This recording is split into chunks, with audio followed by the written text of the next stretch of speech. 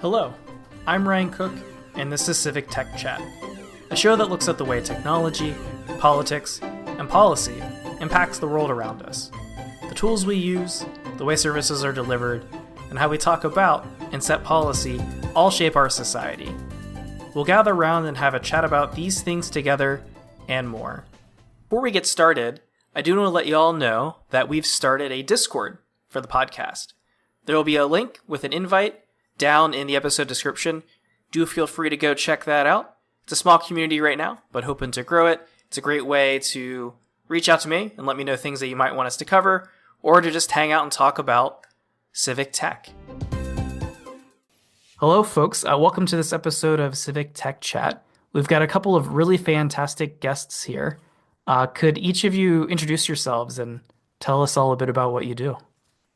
Hi, my name is Shannon, and I'm a user experience designer. That means I make products and services easier for people to use based on how they actually want to use them.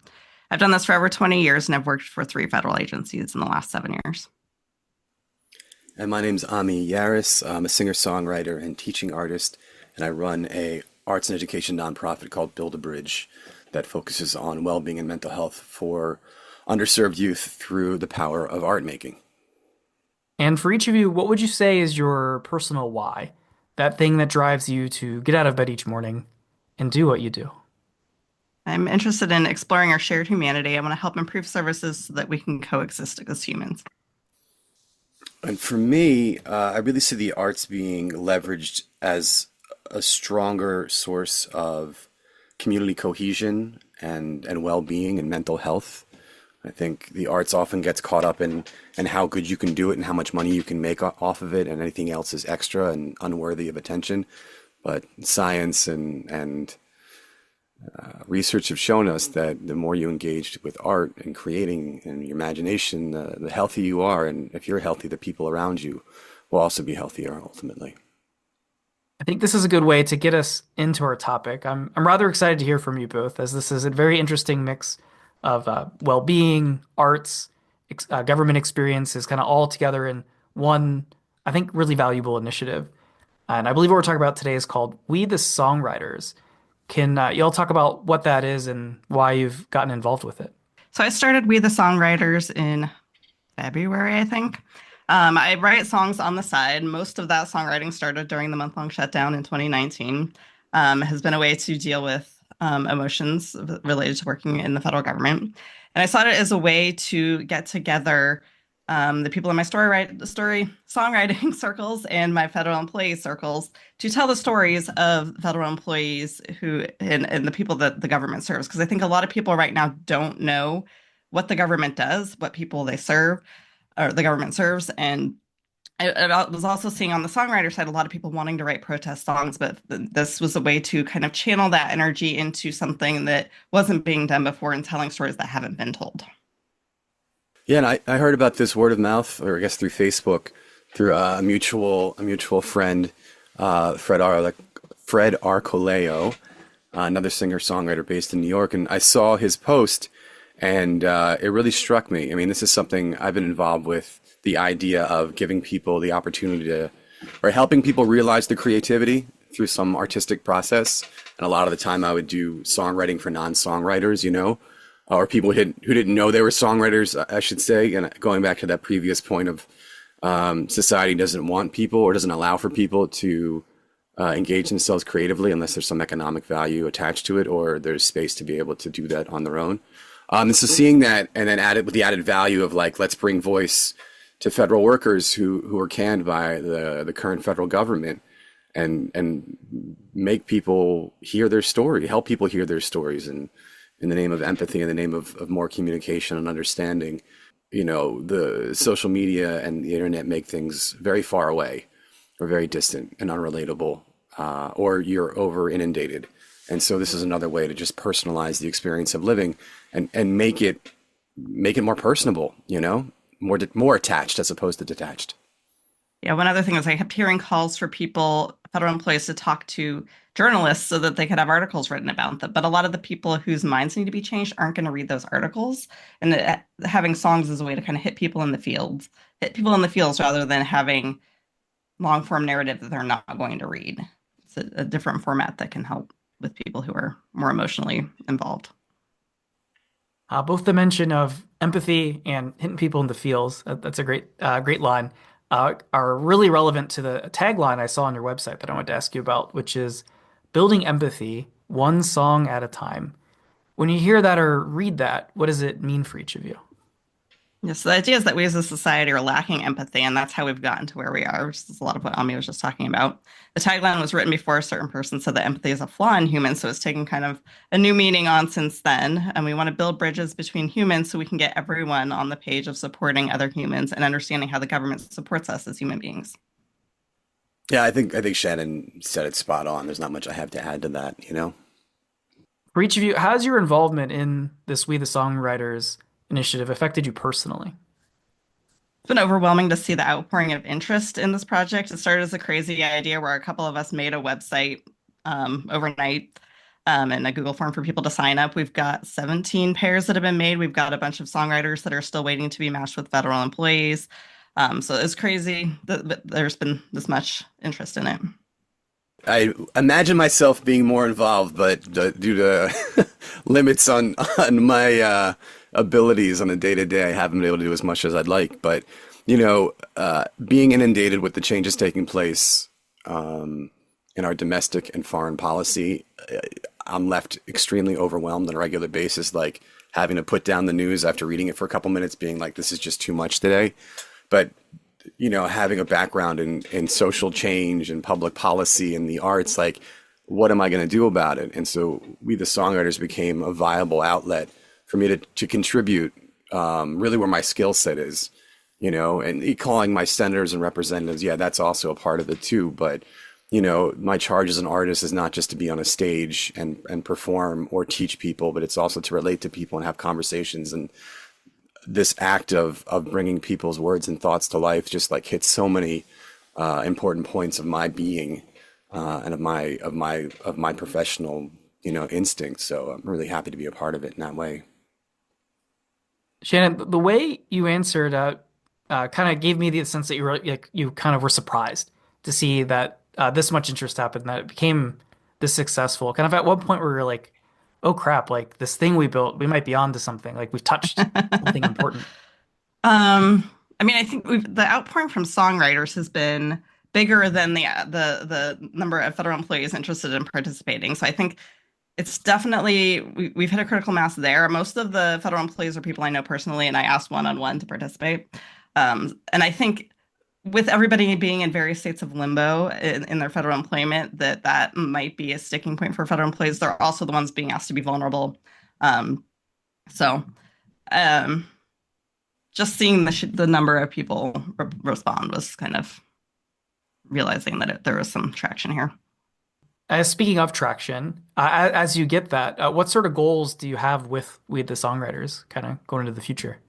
Yeah, we want to spread the message of what the government does and the people affected by recent changes in a way that builds empathy and might change their minds. There are a lot of news articles being written on the topic, but those are mostly preaching to the choir. In Jonathan Haidt's book, The Righteous Mind, it talks about how half the electorate votes based on emotion.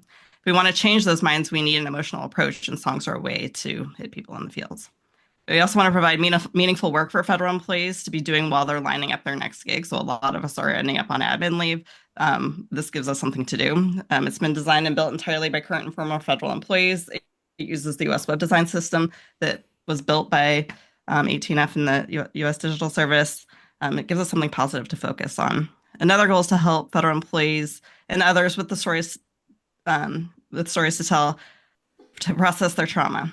Talking with a songwriter about their story and seeing it put into song can be a very powerful way to process emotions.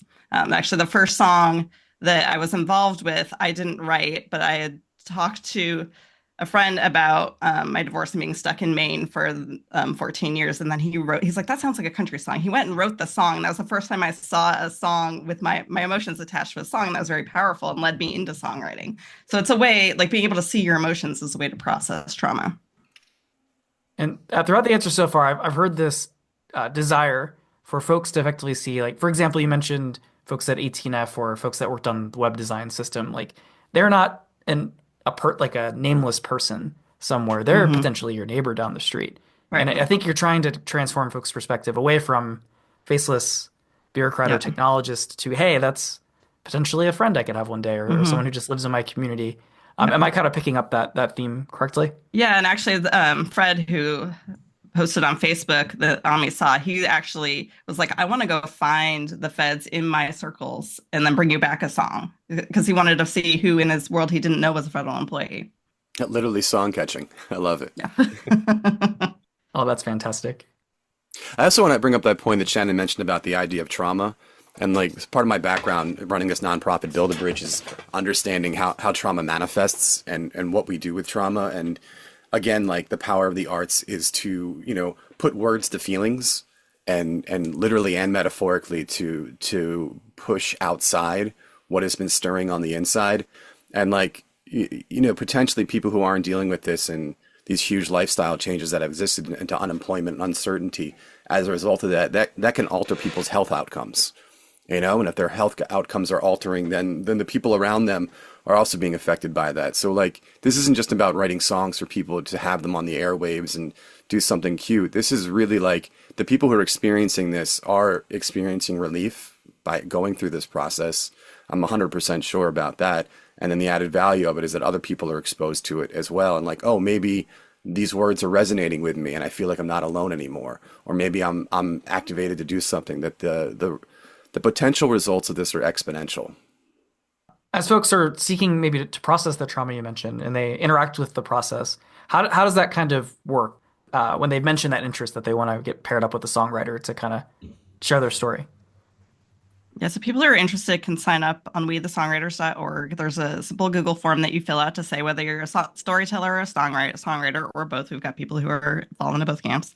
It also talks about topic areas you're interested in so that we can match people with similar interests. We also ask for physical location in case we can pair people who can meet in real life, though that hasn't happened yet. Because we've got people across the country. Then we review the spreadsheet of people who sign up, look at their interests, and make matches.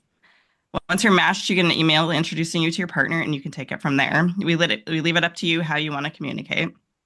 We've seen a few different models emerging. Some are having conversations over a video call. Sometimes the storyteller's emailing a story to the songwriter. And we even have a couple situations where we have feds who are also songwriters who are doing co-writes with their songwriter. We're basically making the connections, and then you can do what works for you. We have a couple of really cool partnerships going on. One is a co-write with two people who said they wanted their songs available to be sung by anyone at protests. Another is a theme song for USAID that Ami wrote, which we will talk about later. And we're making some really cool connections between people who want to be human with each other. It's all about the humanity. I also want to point out the storytellers or the federal employees can choose to be anonymous, so their names aren't tied to their songs. We don't want to put people in a place where they're putting themselves at risk. So this is a good way to get the story out there without having our name attached to it, unless you want it to be. Ami, do you want to talk about your process for when you were matched? Yeah, so matched with a USAID worker and got in touch with each other, and my first job is to listen, and for me it's just to listen, and taking as much notes as possible, and the one hand I'm listening to it just to listen, the other hand is the songwriter listening to like what kind of sentences or word structure might come from just them talking and thinking about how does this manifest artistically. I believe we might have had one more conversation after that. And then I got to work. And they had suggested listening to this song Labor by Paloma. I'm trying to think of her full name. But it's a tune called Labor. And the USAID worker was like, I kind of like the vibe of this. And it actually had been used in some memes to talk about what was going on. And so that was in the back of my head. And so also read the USAID Substack, Friends of USAID Substack, which is also some really, really powerful narrative there. And so I kind of just filled myself up. But then also I have some past experiences with the USAID and person-to-person diplomacy from when I was living in Israel and Palestine, having also been the recipient of government funding to run a music program that was person-to-person diplomacy and being part of other conflict transformation projects. And so, conflict transformation really depends on engaging with people. And so I engaged with this USAID worker as much as humanly possible, and then went to work and had one of those serendipitous experiences that like you dream of as a songwriter, and like the words literally spilled forth, and what you hear is like maybe 85% of what was written originally, and then a feedback session with the USAID worker once or two or three times going back and forth with how does this sound, and they actually added a lot of words to it as well. And once I played it a bunch of times, let it sit for a few weeks, sat down one night and belted it out a few times until it was right, and then got the blessing from the USAID worker, and here we are with the USAID song, which really doesn't have a title yet. I think it's just We Are USAID for the time being. But yeah, I'm extremely proud of it. Yeah, and that was one where they randomly found us and reached out. It wasn't somebody I knew. One of the few instances where a federal employee reached out to us. Oh, that's really interesting. I have a couple follow-ups to that. Ami, to you first. It sounds like you've done this kind of like person-to-person work in both like a diplomatic context as well as in an artistic context before. As you were working with this person, was there anything that surprised you about how things went and you ultimately ended up kind of co-creating something together? I mean, the openness and willingness to receive isn't something I take for granted. Like sometimes there's pushback, sometimes there's deeper rifts that open up as a result of this. It's a very tender process, But this person was was full of so much gratitude of having this attention being given to USAID that it really went smoothly. The hardest thing was just navigating time differences, honestly. And not the time differences in the song. I mean, just straight up like where this person was located. So this was really, it was really wonderful. I can't say there's anything negative or even constructive feedback about this. This is how it should go. Like it was a pleasure. And Janet, you mentioned that this person just kind of happened to find you all. Did you get a sense from them for how they wound up kind of your way, or? I don't know. Ami, did you ask when you talked to them? I just assumed that they had reached out to you. I didn't even realize it was a random occurrence and stuff. I wish I'd asked about that more. Like, what were you putting into the search engine? What were you looking for? Like that's a really interesting context. They probably saw it on our social media, so it's probably Blue Sky, or there is a Signal chat that I mentioned it in that could have come from. Yeah. Well, I guess somebody you don't know showing up is maybe a good signal for your current outreach efforts. Which I guess maybe hopefully the podcast will add to that as we get this out as well. All right, folks, we have the benefit of being able to listen to one of these songs. Ami, who's obviously here with us, has given us permission to play what they worked on with the USAID person that we've been talking about. So I'm going to go ahead and play it for y'all, and then we'll talk about it a bit afterwards. So here we go.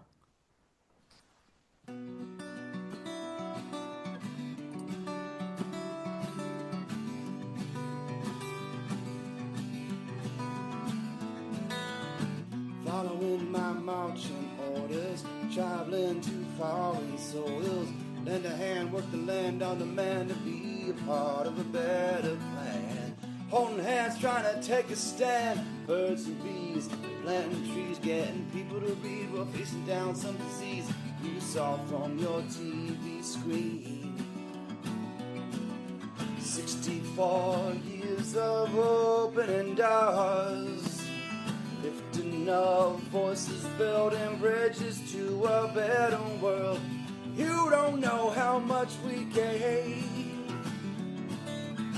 This ain't some game that we play. We stand, we fight, we give so others can live. And we never walk away. We are the people of, we are the people of USA.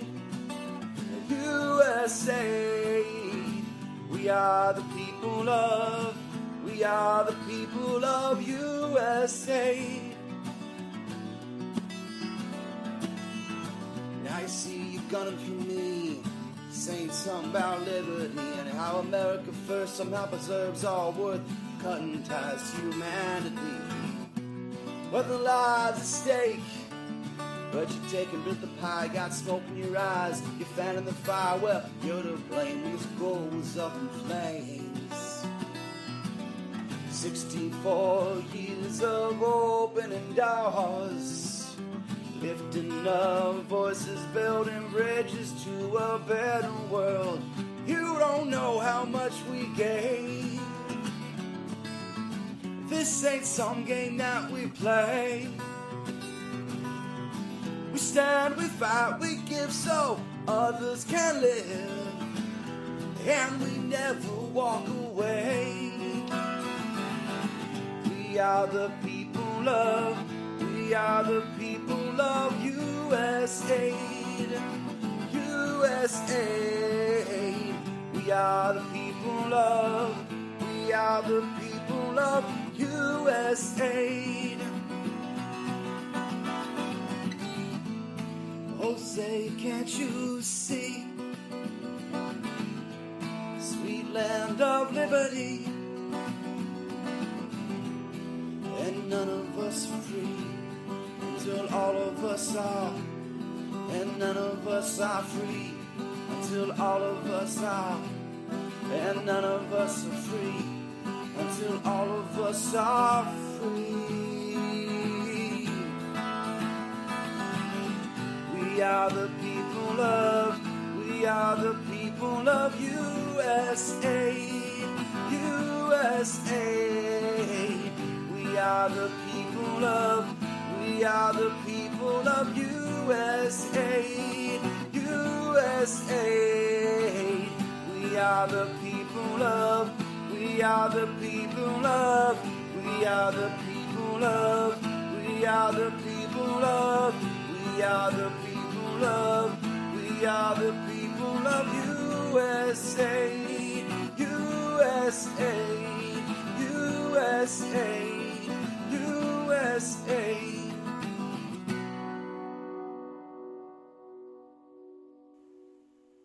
Leaving a moment to kind of let that flow over us. But now that we've each had a chance to listen to it together, how do you feel? Like, what's your reaction to hearing the song? I mean, I want the words to stick. You know, it's like I write a song, we write a song, anybody writes a song, and it's like going off a diving board, right? You know, I'm running, and I jump off that 3 meter diving board, and I'm in the air, and I feel good. I feel good, and I feel like I'm in the air with it right now. Like I know I got off. There's good momentum for the song, and it's flying through the air. And the question is like, is it going to stick the landing? You know? And so I'm hoping the words stick. I'm hoping the words resonate. I'm hoping the words like there's a couple like zingers in there about taking people to the pyre and stuff and the sacrifice that's taking place for the sake of this American first policy and the 64 years of US aid and of course like things need to change in every federal organization, but this is unacceptable the way it went down. And so just to put it in words and to frame it as such that there's much more at stake than what the federal government seems to frame this as. Much more at stake, and that we take for granted. Yeah, and I would say having heard this song a handful of times now that the lyrics are sticking in my head. They come out in my brain all the time. And I really like how you took the individual stories that you heard and made it broader and about how it ties into the whole country and freedom. And I mean, even the chorus, the US aid, could be taken as USA. Like it's the local and the global coming together. I really like that. I also heard that US aid is like USA kind of connection there. I'm imagining that was intentional. I thought that was a very clever device. It wasn't. Like it was one of those things I heard it, and then it's funny, like I have friends who use homonyms in their songs, right? And then sometimes they don't reveal what the homonym is. And so, yeah, if you look at the lyrics online, that's what it says. But what you hear, like, I'm more than happy with both of those takeaways. Oh, that's really cool. Maybe that's like some of the fun with art is those discovery of the things of the unintended things people find in your work. Another line that kind of stuck with me immediately, I've only heard this like a couple of times, so it's a little fresh for me still, is I think it was something along the lines, it's like, you don't know what we gave, this ain't a game we play. I think it's like something, I might be paraphrasing a little bit. That was like very catchy and stuck with me. And I think as a pretty strong punch, like that got me like in the chest. I imagine Hit you in the like for feels? somebody, yeah, hit me in the feels. Yeah. Yeah. And that's it. That's the empathy piece right there. You know, like, somebody clearly looked at the budget of USAID and saw it as a line item and just scratched it off, But right now the that transformed for you. It transforms for all of us, in that, not to get too poetic, but like, it's not just a line, but it's an IV. It's a I don't know. It's a conduit for energy and food and experience and all these things that gets detached by the way the federal government has handled this. Ami, as part of the, as the creator of this, I imagine you've heard it many, many times at this point. Do you still find kind of elements in your creation that maybe come up to the surface that you weren't thinking of earlier in the process? I mean, it takes me much longer to write songs. Generally, they don't come this quickly. My self-critic is wicked loud and a big thing that often gets in the way of my process, but it minimizes itself when it comes into places like this. And so honestly, like the song, I haven't sat with this song for a long time. It feels like it's been 6 weeks or something like that, not 6 years. And so, yeah, it's still fresh, and things might come up soon also of like, oh, I should change this, I should do this, but on the other hand, like I'm happy where it is, and happy to, again, to wax poetic, like to set it free, to let the bird, leave the nest and see where it flies off to. And since we're dipping maybe into process a little bit, can you tell us a bit about the process you went through in writing the song? Yeah, so I'm a religious note taker, and people ask, did you come up with the melody or come up with the words first and stuff? And I like just have like pages of this Google Doc of stuff that was discussed and things that I wanted to add and other sources and things like that. And like read through it and internalized as much as possible. And then I went to that song, that Labor Song by Paris Paloma, and listened to that a bunch of times. And like, what's that vibe? What's that drive? What's that anthemic like feel?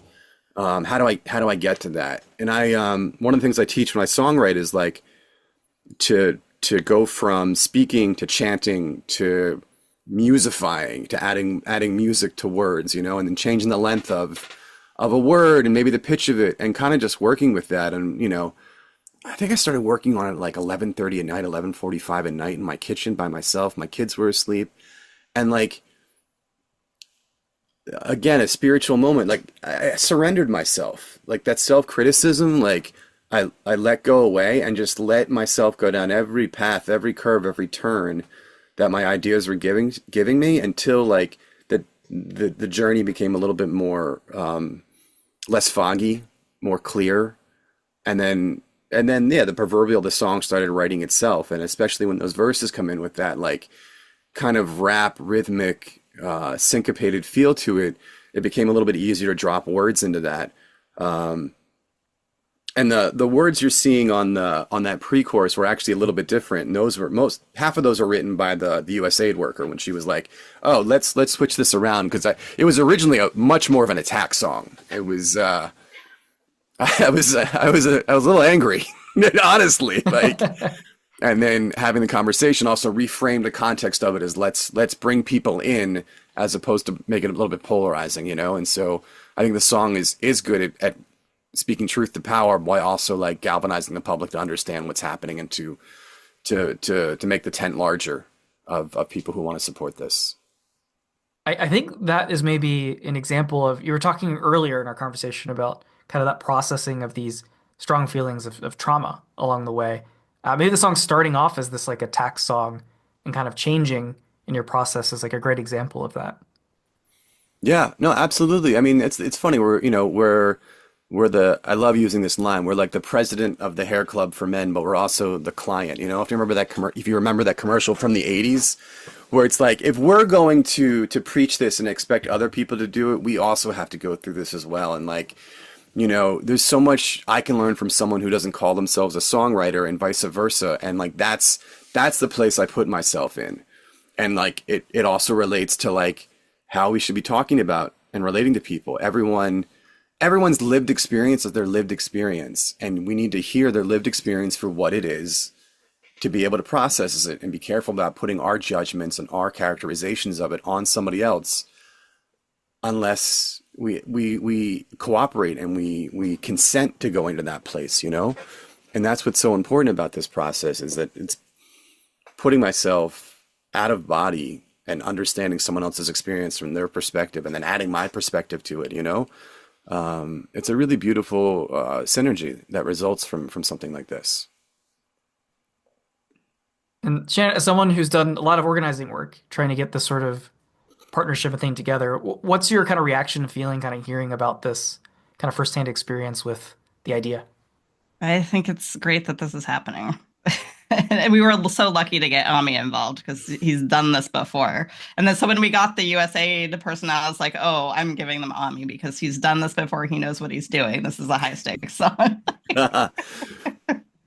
Yeah, and actually, so apparently USAID has like an in-house songwriter composer. If you go to Spotify, there's a Friends of USAID like playlist of like, I don't know where these songs are from yet. I'm waiting to hear back from the person who's responsible for it. But there's also a lot of tunes out there. Like, I recommend looking it up, the USAID Friends of USAID playlist on Spotify. And there's some really like well-produced tunes that also like really powerful statements about what's going on.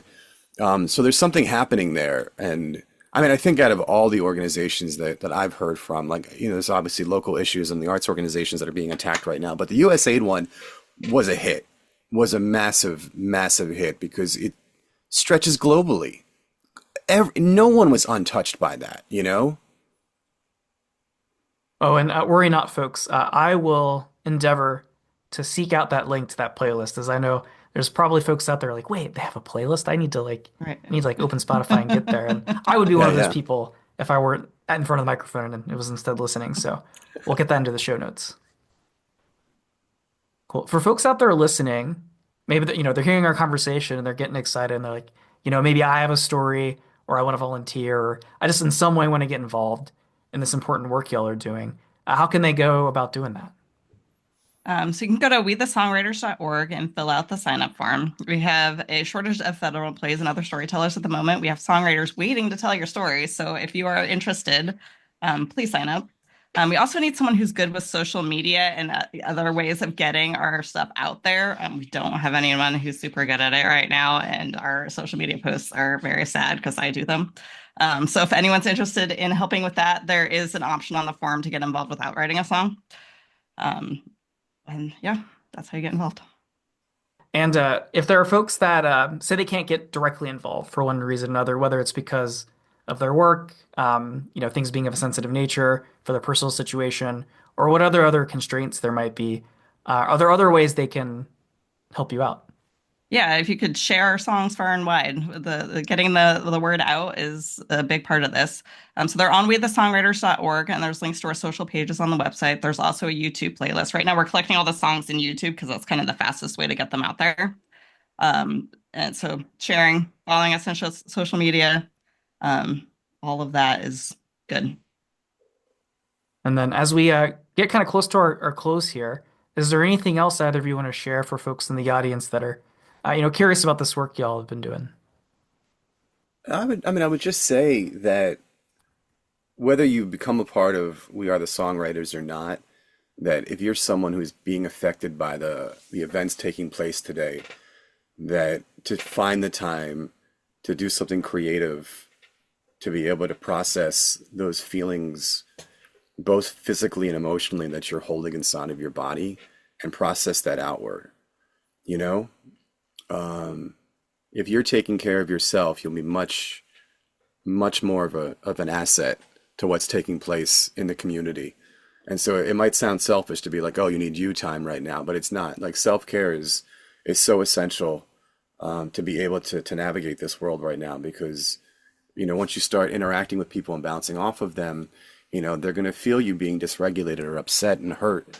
And, you know, they're going to feel that too. And so if we can reverse that trend and to change how our chemistry is reacting, to do some things that make us feel good and feel better, it'll make us much more apt to put up the fight to change what's taking place in the world and in society. So moral of the story is take care of yourself so you can take care of others, and we can take care of you. Yeah, I've been going to yoga 3 to 4 times a week, and it's helped. Shannon, Ami, thank you both for coming on and telling your stories, as well as telling the story of this fantastic initiative, We the Songwriters. I've no doubt folks are going to be interested to go out and explore and see what's being created, and also to maybe help build some empathy together. So again, thank you. Yeah. Thank you. You're welcome. Thank you so much. Visit us on the web at civictech.chat or subscribe to us for content updates wherever it is you download your podcasts.